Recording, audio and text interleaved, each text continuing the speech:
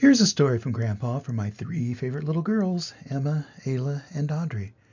I like to look for books by authors I've never read before, and sometimes I find a really good one that surprises me.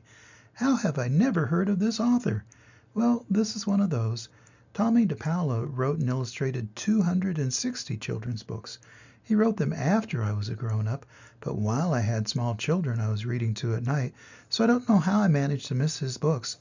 I'll make up for it by reading some of them to you, and if you like them, maybe you'll read some of them to your children someday. Here's the story, Strega Nona. An original tale written and illustrated by Tommy DePaola. In a town in Calabria, a long time ago, there lived an old lady everyone called Strega Nona, which meant Grandma Witch. Although all the people in town talked about her in whispers, they all went to see her if they had troubles. Even the priest and the sisters of the convent went, because Strega Nona did have a magic touch. She could cure a headache with oil and water and a hairpin. She made special potions for the girls who wanted husbands. And she was very good at getting rid of warts. But Strega Nona was getting old, and she needed someone to help her keep her little house and garden, so she put up a sign in the town square. And Big Anthony, who didn't pay attention, went to see her. "Anthony," said Strega Nona, "you must sweep the house and wash the dishes. You must weed the garden and pick the vegetables. You must feed the goat and milk her, and you must fetch the water. For this I will give you 3 coins and a place to sleep and food to eat." "Oh, grazie," said Big Anthony. "The one thing you must never do," said Strega Nona, "is touch the pasta pot. It is very valuable, and I don't let anyone touch it." "Oh, see, yes," said Big Anthony. And so the days went by. Big Anthony did his work, and Strega Nona met with the people who came to see her for headaches and husbands and warts. Big Anthony had a nice bed to sleep in next to the goat shed, and he had food to eat. One evening, when Big Anthony was milking the goat, he heard Strega Nona singing. Peeking in the window, he saw Strega Nona standing over the pasta pot. She sang, "Bubble, bubble, pasta pot, boil me some pasta nice and hot.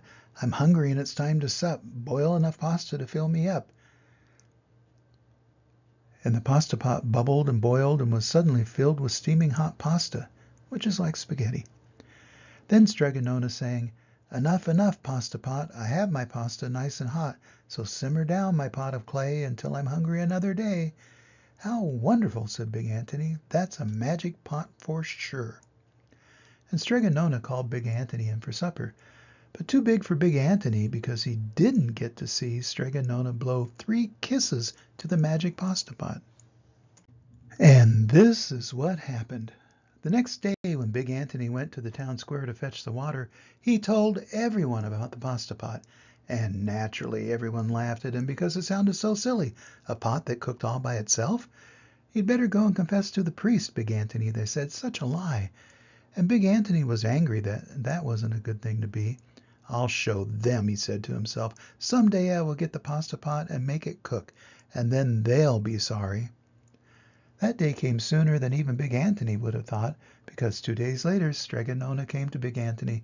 "Big Anthony, I must go over the mountain to the next town to see my friend, Strega Amelia. Sweep the house and weed the garden, feed the goat and milk her, and for your lunch there are some bread and cheese in the cupboard.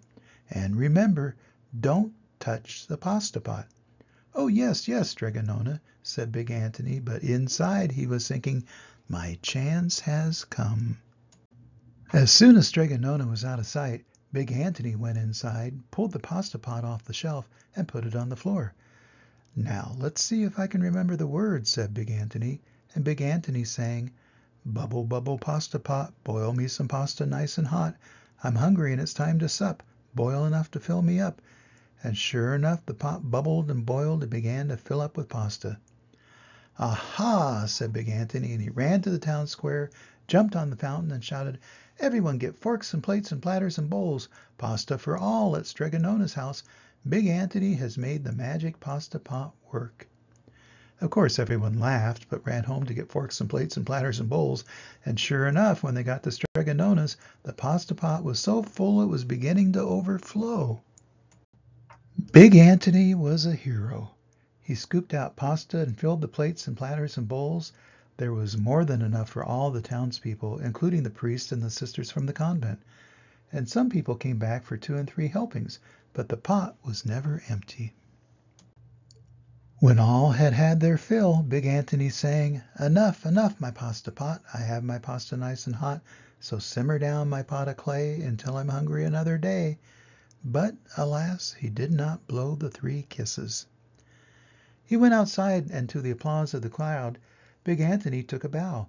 He was so busy listening to compliments from everyone that he didn't notice the pasta pot was still bubbling and boiling until a sister from the convent said, "Oh, Big Anthony, look!" And pasta was pouring out of the pot all over the floor of Strega Nona's house and was coming out the door. Big Anthony rushed in and shouted the magic words again, but the pot kept bubbling. He took the pot off the floor, but pasta kept pouring from it. Big Anthony grabbed a cover and put it on the pot and sat on it, but the pasta raised the cover, and Big Anthony as well, and spilled on the floor of Strega Nona's house.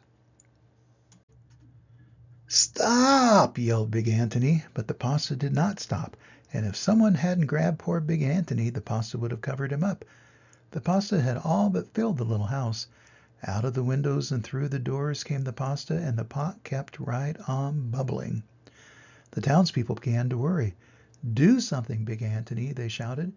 Big Anthony sang the magic song again, but without the 3 kisses it did no good. By this time the pasta was on its way down the road, and all the people were running to keep ahead of it. "We must protect our town from the pasta," shouted the mayor. "Get mattresses, tables, doors, anything to make a barricade." But even that didn't work. The pot kept bubbling, and the pasta kept coming. "We are lost," said the people, and the priest and the sisters of the convent began praying. "The pasta will cover our town," they cried. And it certainly would have, had Strega Nona not come down the road home from her visit. She didn't have to look twice to know what had happened.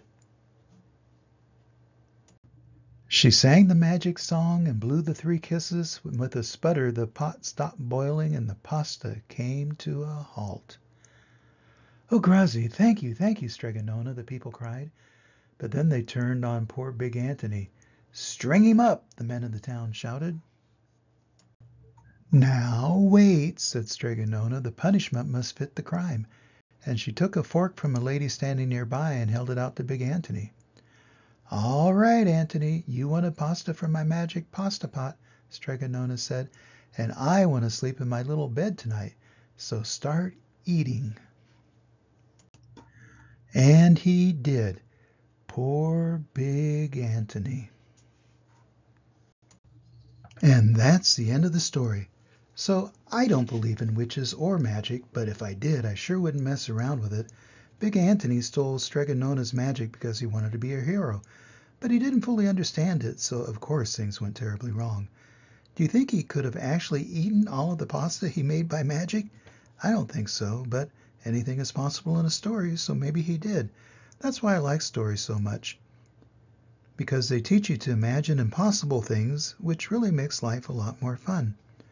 Always remember that Grandpa loves you, especially when you're doing impossible things, and I hope to see you soon. Bye-bye.